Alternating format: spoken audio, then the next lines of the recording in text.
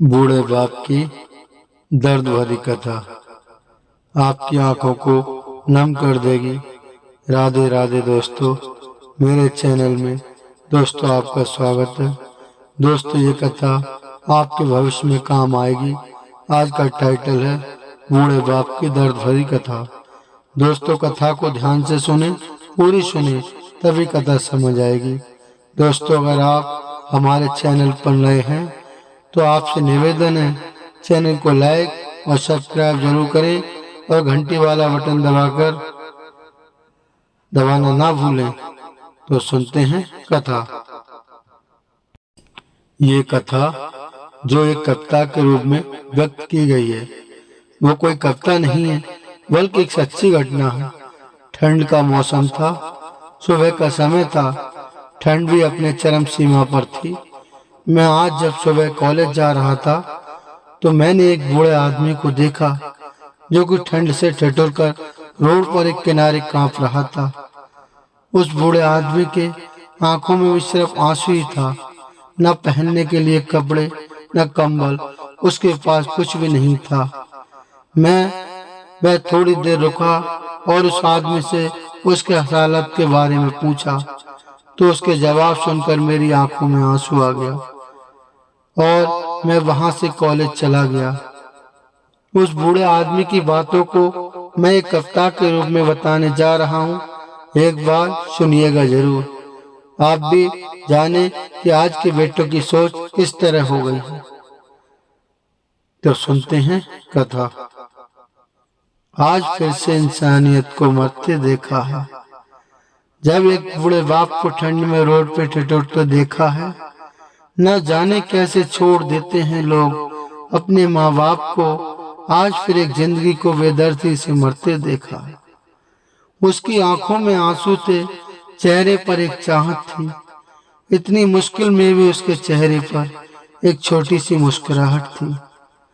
बहुत बुरा लग रहा था मुझे। न जाने क्यों मन में एक बेचैनी थी। मेरे पास कुछ भी न था देने को, लेकिन फिर भी उसको कुछ भेंट देनी थी। आखिरकार मैंने उससे पूछ ही लिया, बाबा तू यहाँ इतनी ठंड में क्यों लेटा है, अपने घर क्यों नहीं जाता। उसकी आंखों में आंसू आ गए, प्यार की झलक भी दिख रही थी।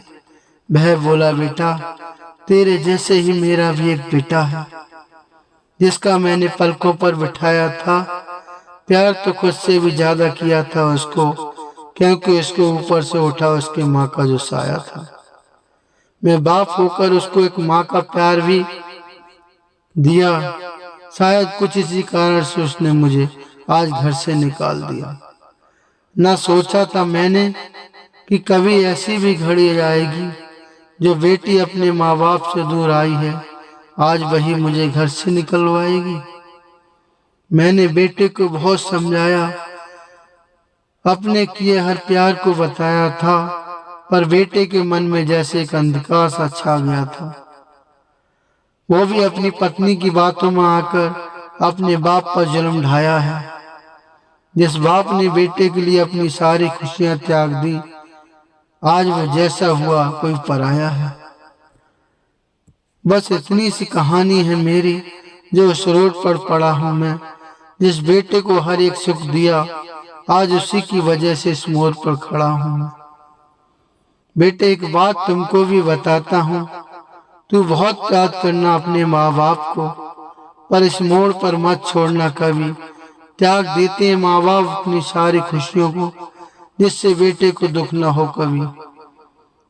मैंने भी बहुत प्यार किया था अपने बेटे को, पर आज कुछ इस कदर बहाया गया हूँ।